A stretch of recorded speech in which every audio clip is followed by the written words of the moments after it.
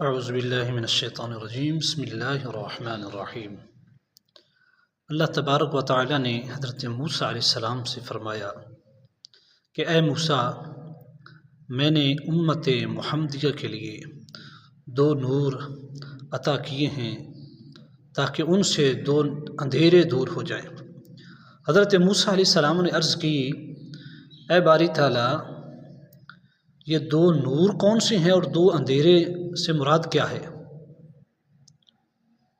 تو رب کریم نے فرمایا کہ اے موسیٰ، 2 نور جو میں نے امت محمدیہ کو عطا کیے ہیں وہ ایک ہے قرآن کا نور اور دوسرا ہے ماہ رمضان کا نور۔